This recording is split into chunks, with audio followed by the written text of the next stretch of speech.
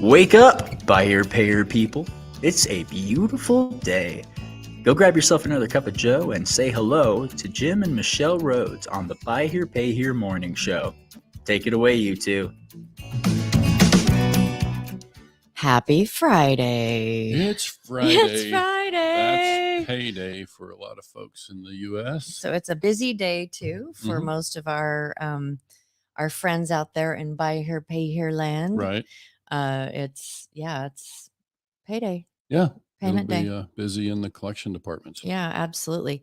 So we wanted to just real quick, this is good morning, David, to remind everybody that we started a month-long Management Monday topic on Monday. And if you haven't started writing down what it is that you do during the day and, starting on that journal, please start, because we're gonna take you through the next steps on Monday on our broadcast. So if you haven't had a chance to listen to that, please go back to Monday's broadcast and kind of see what it is that we're doing. And you're thinking, wait, I thought this was a morning show. Like I watch Good Morning America and all they do is make me smile. And you guys give me homework. Right? Gosh, darn it. Right. Well, I haven't had any complaints yet. Yeah. So, yeah. The difference is Good Morning America is just trying to make people happy. We're trying to make people better. Happy. And happy. Yeah, we can do happy. Have some fun along the way and do the stuff. And so really great week this week. And we've just had some really great client meetings and some incredible topics, and one after another. And every time we get done with a client meeting, it's like, oh goodness, let's write down an idea of what we can talk about on either the morning show or Tote the Note, and really start to unpack some of those things. And speaking of Tote the Note, those of you who have not listened to or haven't looked that up yet, Tote the Note is kind of like our 60 minutes. And so it's a little bit heavier, meatier topics. And just to let you guys, so we've got a bunch out there on YouTube. So subscribe to the YouTube channel so you get those first before they go into the syndicated stations. And if you like what you're hearing, then please like it as well. But this next week, we actually have 2 recordings that are going to be being done for Tote the Note. One of them with Brent Carmichael, and the topic will be why dealers fail. Yep. Just Brent and I on that one. And we have, I have my own experience. He's certainly got his. And so we will share some really good tips on how to avoid finding yourself in that place. Yeah, that's going to be a really good one. And we've had a couple of things that have come up, things that we've observed in the last little bit that was like, oh, this would be a good thing to talk to everybody about. So that it's like, what are the pitfalls? What are the things you need to be watching out for so that you don't end up in the same track? We saw a very graphic example of that yesterday with one of our clients. So I'll share that. Yeah. The podcast. We'll get into that. And then we also have another one that we're recording next week with our friend Bill Elizondo he's a senior moderator at NIADA, and we're going to be talking about leasing. Right. This is not something that Jim and I have a lot of strength in because we don't do it really. It's, we're typically just straight buy here, pay here. But when we do the cash flow forecasting, that is something that we kind of will talk about if that's a model that you want to do. So I actually have a good deal of experience with that from one side of it. There are pieces of that I wasn't exposed to, but I think you'll find that Bill and I can really talk about that from the standpoint of, we're not selling anybody on leasing. We're trying to make sure people understand what is the difference, why would it make why is it something I might want to consider? Yeah. Especially if I'm a new dealer, could it make sense for me? So we'll go through that and make sure dealers kind of understand the whole picture. That's kind of what I say is sometimes I hear about leasing that people don't tell the whole story. So I just want to make sure we tell the whole story about leasing and let people decide for themselves. Yeah. Also wanted to let y'all know that put on your calendar as well. Next Wednesday, we are going to have a couple on our White Hat Wednesday. We have a couple of guests that are coming to chat with us about capital, a little bit about capital. Yeah. And one of the guests is going to be from Butler Sanchez. Okay. So, and I believe They're it'll confirmed. be, yeah, Okay, she good. said she Okay. would do it. So, Yeah, cool. Amanda, you're in. Sorry, you Done, you're in. don't get out anymore. Yeah. And then also one of our clients who is opening his doors this month, but he is a CFO for another company. And so he really understands from a dealer's perspective what capital means. And so it's going to be it'll be a great episode next Wednesday for White Hat Wednesday. And we may end up doing a tote the note from that if there's a lot of meat that we want to unpack from that. But we've invited them to come and do that, and they both agreed. So Brent is more than just a CFO. This is not Brent Carmichael. We have another client named Brent, and this gentleman is a CFO of multiple companies. He's a former CFO, with some large companies, and now he owns about 3 companies, and we're helping him get in the buy here, pay here business. But he's going to talk about a lot of the stuff that he's experienced in terms of pricing capital as he's kind of started his own dealership. Because that's one of the things that we've had to work with him is making some introductions and getting him talking to different capital providers. And it's like, what's your perspective?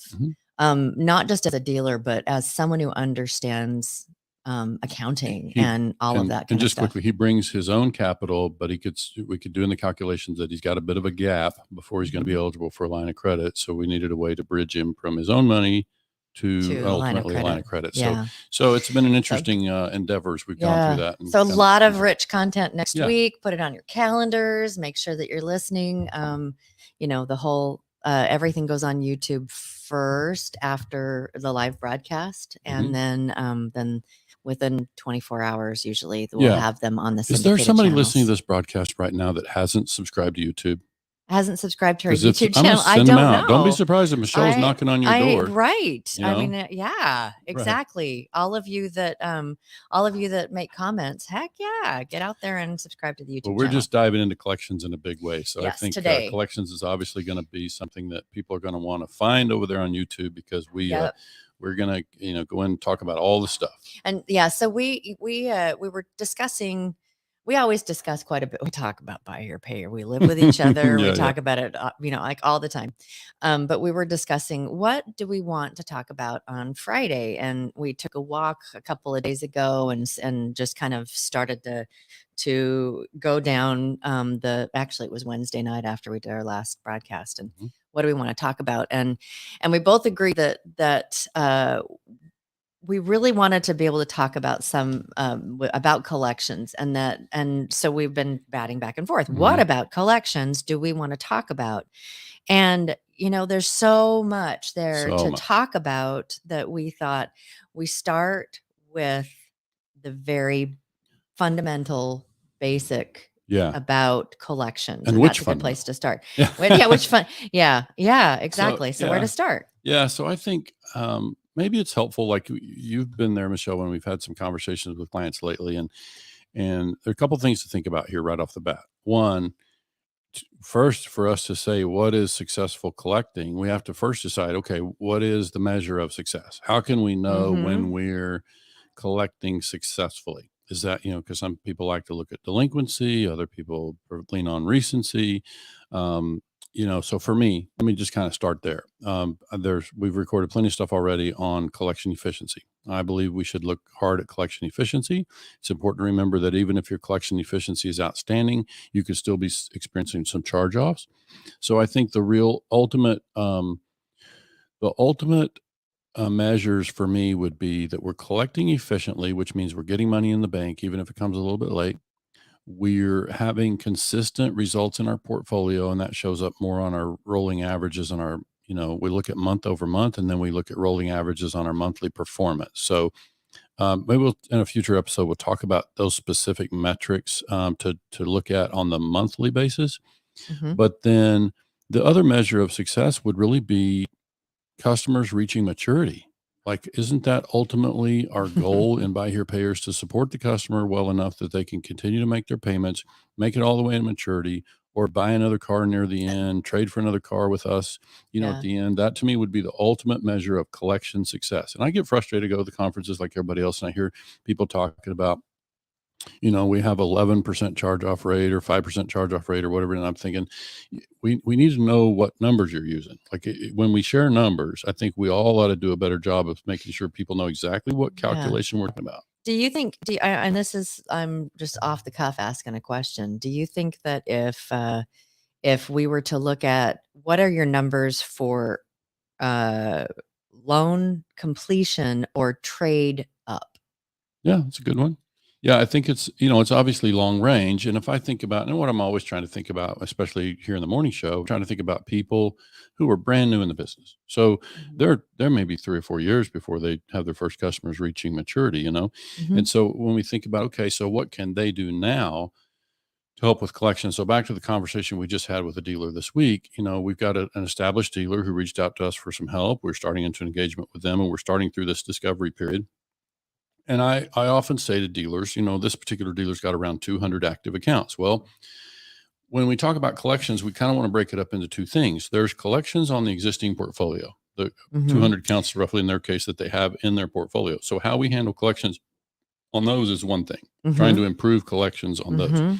But then, and that's like where you're taking that batch of clients and you're siloing them. It's like this is the only thing we can really report on this now is just how this batch performs, right? Okay. Yeah. And so, we remember, well, that means that we've got those customers are already contracted. They've already been closed. The underwriting's already long gone. They're in their contract. And so how we handle collections and how we would recommend handling collections on those is going to be different than how we would think about collections. So for me, I didn't, what's that? Why? Well, because those customers have already been sort of trained, or they're already in their contract and they've already created some You've already pattern. created your rails and your guidelines and that whole closing process and that whole thing. It's already been established is what you're saying. Okay. Yeah. And so typically when I try to help a dealer long term, because there's certain things you can do near term on collections, and certainly we get around talking to those. We probably won't get to it today, but certainly by the end of this month, we'll have a chance to talk about a lot of the very specific things you can do to improve collections now on your portfolio that's already active. Okay. We certainly want to help people in that way. I just always try to come to it from the idea that one of the best ways we help with collections is making sure that we do a better job on the front end of our business so that we're putting contracts in the portfolio starting today and tomorrow that have a better chance of success. They're structured well. They were closed properly. They were underwritten properly.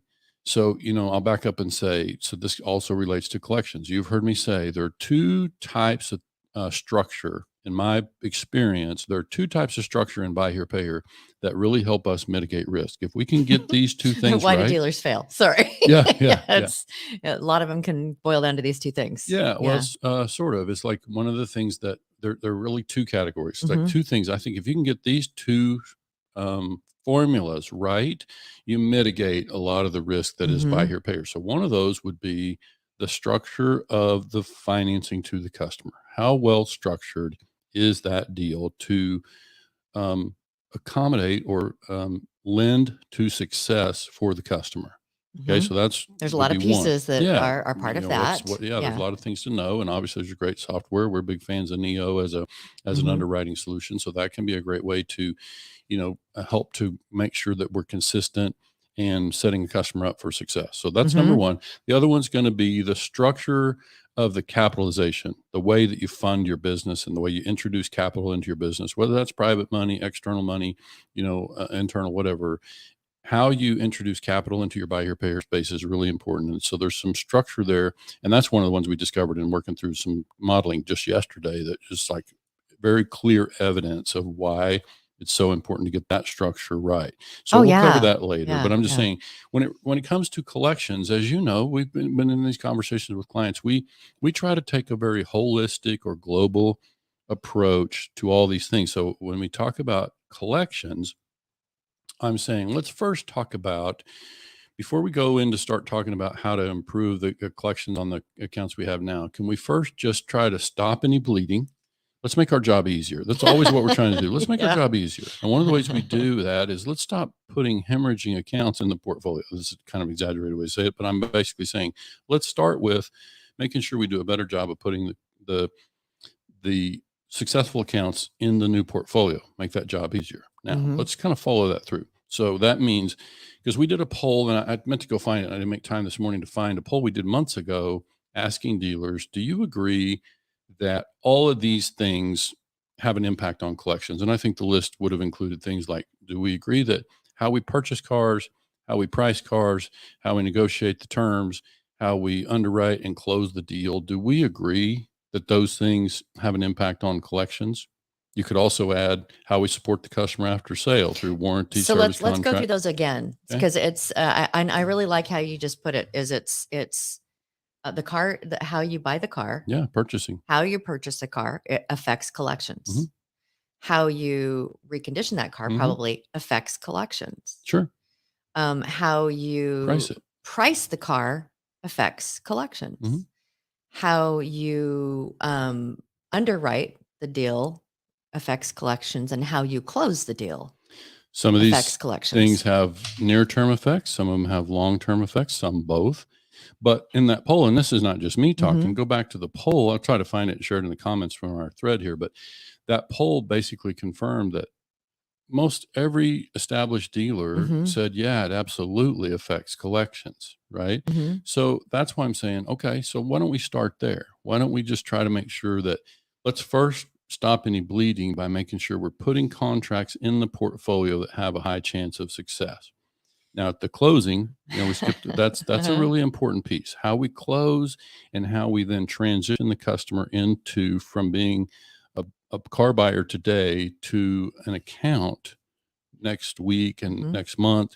How we make that transition is also super important. Okay. So communication is big, how we actually communicate at the point of closing, what, as far as how we map out expectations, and not just show them the document and have them sign, initial. We have to express it to them. And so we like a video. As you know, we've talked with many of our clients, we've introduced it, and we've even recorded some for clients where we record a video so that the message at closing is very consistent.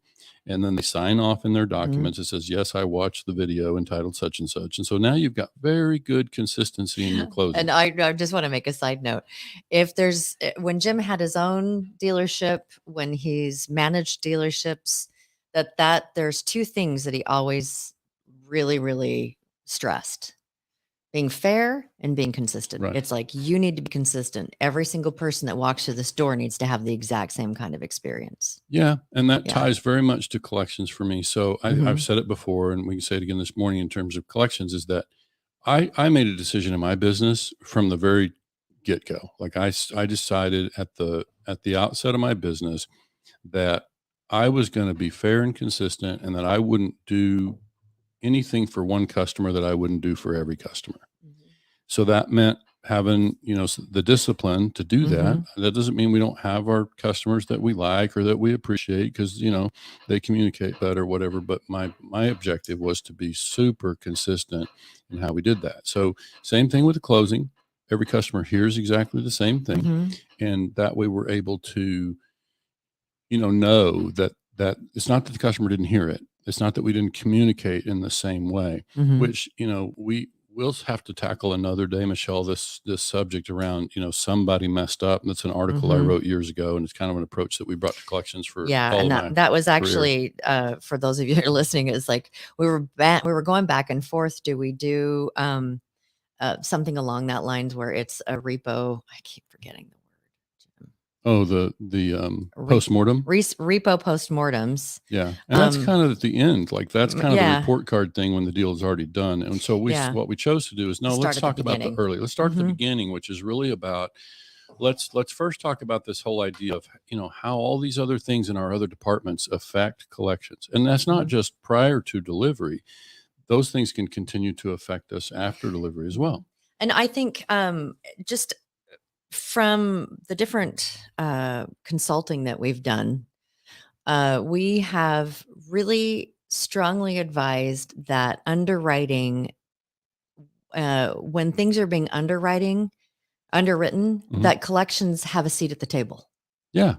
In the decision of underwriting. And so whether that be like your collections manager or someone from collections Sure. being part of that decision of underwriting. I'm glad you mentioned that, because that is as fundamental as it gets. Now, not every operation is big enough to do that, right?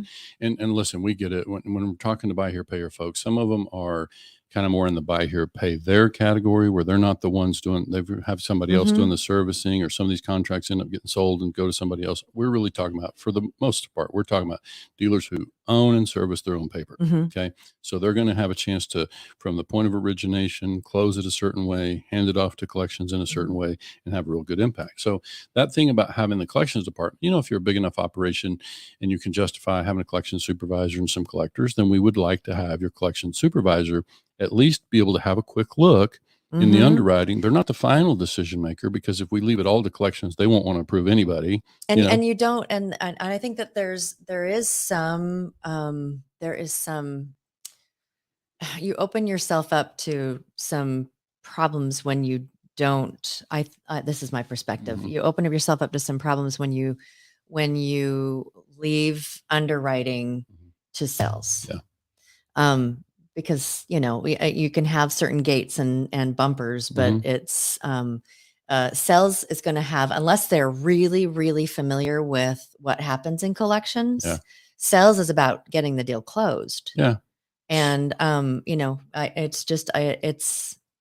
something that we would advise. Yeah. And now is certainly, again, in the context of fundamentals, if you're thinking about somebody who's new to the business, there's just not much more fundamental about buy here, pay here, in that you think about, there's the sales side of this business. And maybe the best way to explain it is, years ago, I was called in on a really large buy here, pay here operation, one of the larger portfolios ever been asked to come in on. And they were having struggles at the point of sale. Like, they were having conflict between their sales department and their collections department. Sales department, these were new car stores. These guys were doing about 400 buy here, pay here deals a month. They were, funneling business out of new car franchise stores and doing a lot of numbers. And their sales managers were compensated in a way that they wanted those deals done. The sales managers did. Well, the collection team, or the underwriting team, who was partly represented by collections, was not approving some of the deals that they thought ought to, get bought. And so, again, this is internal. This is all in the same company. This is a related finance company. These are all part of the same team, same company, but there was a lot of conflict. And so I was brought in basically to be a referee. But I think you just can see there's a fundamental thing. And I remember saying this to a dealer in South Texas way back early in my career. And I said, there's just a fundamental, or an inherent struggle between sales and underwriting collections. And he said, boy, that's an understatement. So like, and it's very true that there's an inherent difference. Well, let's recognize that. Let's make sure that everything that we do in the approval and the closing, that we recognize that, look, our sales team, they're out there to do a job. They're to help try to find deals. And we love those people. They do an important job for us. It's just that if it was left to them, they would approve every deal, and we'd be left with a portfolio that's a mess. So you have to strike that balance. And like I said, if you let the collection team do it, they wouldn't want to approve anybody, because, so it's like, you have to strike that balance. And so that's why, typically dealer principal, general manager is kind of the final underwriter. You still need to have consistency in that. But by having the collection team at least have a seat at the table, they feel like their voice matters, and they can take better ownership of the contract. So that's really important. When we talk about fundamentals, it's really important for the collection team to feel like they've got some ownership. If I'm the collector and I'm running a team of 5 collectors, and every day we get, 10 new contracts put on us, but we had no say so in what and the deal is, maybe a little shaky, high payment to income ratio, weak job time, whatever it might look like. Can we see how that makes the team negative? Yeah. Can we see how that hurts morale? Is we're having all this paper dumped on us, and it's our job to go collect it. And we don't have a say so, and what kind of deals get done. And so we think, we don't think we should let collectors step in and deny every deal, but we certainly think they should put their set of eyes, because they're going to have a different set of eyes. They're coming at it from purely a collection standpoint. They're the ones that are going to have a 4-year relationship with the customer, as an example. And so it's important to give them a chance to speak to that. So I'm glad you raised that thing, because that doesn't come up often Well, enough. and it's I think that we forget sometimes it's easier. Let's just give the sales team all of the ability to approve, because it just is easier. Sure. But the sales team's relationship with the customer is a couple of hours. Sure. And yeah, I think that's a real important thing to remember, because it's comes down to that thing that we keep talking about, is like, do you want your customer to be successful or not? Yeah. And that's one of those really foundational things. Do you want your customer to be successful or not? Well, this is one way that you can help leverage Sure. success for your customer, is by allowing the collections team to have a set of eyes, Certainly, on deals that are coming across underwriting. Yeah. So then you also think about this handoff, and when I say handoff, I'm really talking about the handoff from sales to collections. Ideally, maybe there's we've talked about the customer advocate concept and the idea of having someone on staff that's a customer advocate. If they can do that, then that's wonderful. If not, we still are handing it off to collections. And so that whole handoff process, what does that look like? How does that transition go in terms of communication? Most of us are familiar with a welcome call, but I'm talking about something far more than a welcome call. It's about a real handoff, so that we can demonstrate to the customer in a very clear way that we said that we support you before you bought the car. We want to demonstrate that we still support you. We're going to explain in the first few weeks that you're, in our portfolio, kind of how this is going to work and how you can solve problems and so on. Because I often say that the reality of the buy here, pay here space, so many of the customers that we finance in buy here, pay here, they don't know how to solve their own problems.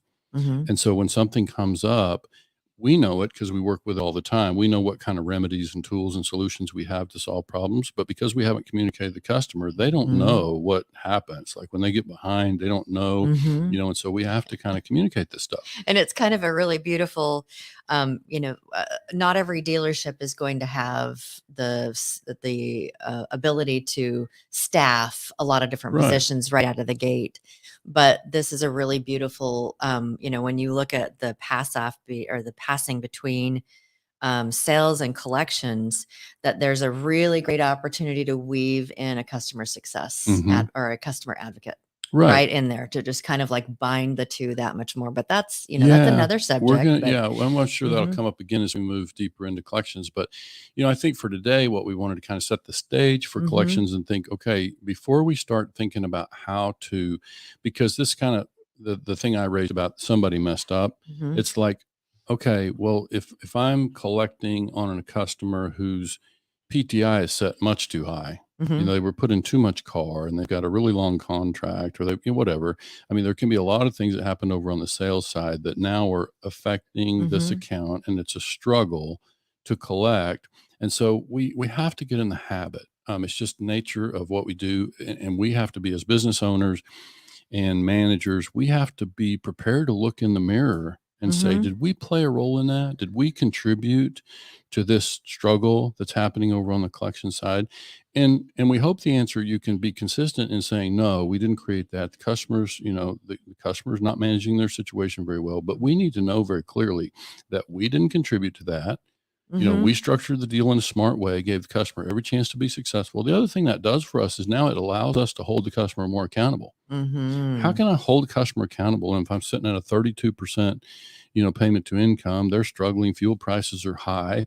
I mean, how am I just going to hammer on them? How am I going to hold them accountable to that? Now, if the deal is structured smart in a way that, now we've got a better chance to hold them accountable. So this is why all these things matter. And this is why I sometimes find myself answering questions with questions. Early on when we're meeting dealers, they'll ask questions about collections, and I have to say, well, how are we handling this? How are we handling this? This would be a factor in all of those things. But I think the key thing there is, and we can dig into that more when we touch on the subject of somebody messed up, is like, how do we make sure that we didn't contribute to that. And so that's why I always want to start on the sales and closing, underwriting, deal structure side. How are And we we can talk negotiating? another time about how you purchase a car and how you recondition a car and how you price a car. That could be a whole nother episode. Absolutely. But this is actually something that's applicable really quickly. Yeah. For any dealer out there, for, it's not the last 200 accounts, it's what's going to happen with the next 200 accounts. Yeah. And so starting to create those practices within your dealership that give collections an eye on what's happening with underwriting, a seat at the table. Yep.